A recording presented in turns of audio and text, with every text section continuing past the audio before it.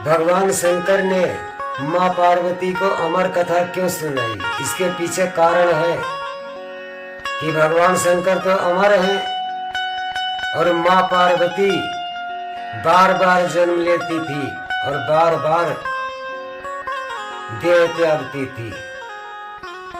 एक दिन देवर्षि नारद का आगमन हो गया कैलाश पर्वत पर और उस समय भगवान शंकर वहां पर मौजूद नहीं थे।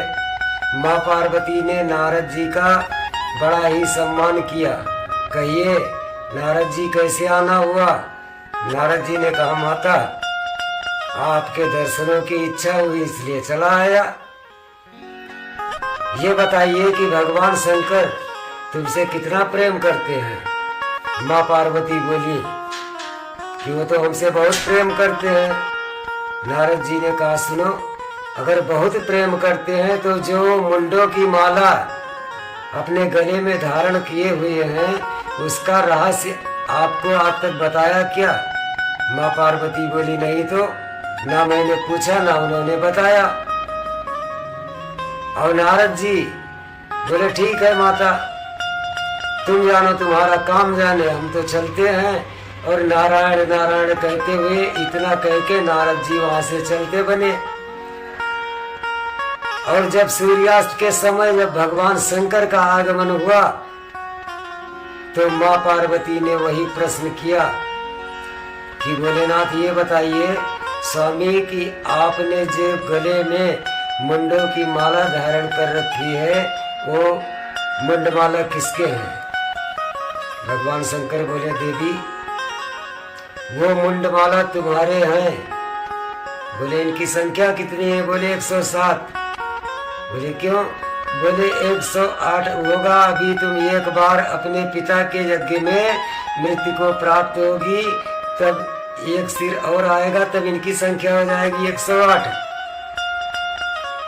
मैं तुमसे इतना प्रेम करता हूँ कि जब जब तुम मृत्यु को प्राप्त होती हो मैं तुम्हारे सिर को गले में माला बनाकर धारण कर लेता हूँ। माँ पार्वती कहने लगी कि भोलेनाथ आपके मुंडों की माला कहाँ है? उसको लाइए मैं पहनूंगी।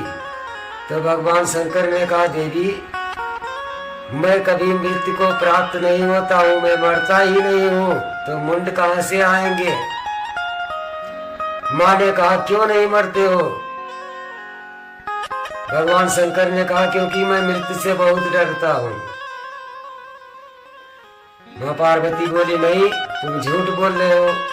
बोले नहीं मैं मृत्यु से मैं बहुत डरता हूँ। ये बताइए कि एक बिच्छू अगर किसी को डंक मार दे तो उसको कितना दर्द होता है?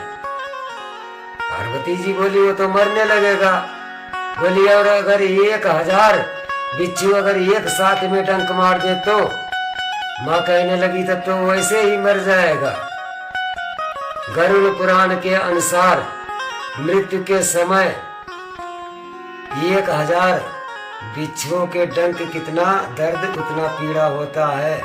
लेकिन जो सत्कर्म में लगे रहते हैं, भगवान की भक्ति करते हैं, अच्छे कर्म करते हैं, उनको ये तकलीफ ये पीड़ा नहीं भोगनी पड़ती है। भगवान शंकर ने कहा देवी मैं इसीलिए नहीं मरता हूँ क्योंकि पीड़ा बहुत होती है। तो पार्वती जी कहने लगी सुनो तुम कुछ छिपा रहे हो। तो शंकर जी ने कहा कि सुनो देवी सच्चाई तो यह है कि मैं अमर हूँ क्योंकि मैं अमर कथा जानता हूँ। माँ ने कहा अगर आप अमर कथा जानते हैं तो अमर कथा हमें भी सुना दीजिए, मैं भी अमर हो जाऊं। भगवान शंकर ने कहा ठीक है चलिए। और इसीलिए माँ पार्वती के जिद पर भगवान शंकर ने माँ पार्वती को अमर करने के लिए और हम प्राणियों को मनुष्यों को सद्गति प्राप्त करने के लिए जीवन की कला सिखाने के लिए अमर कथा सुनाई थी।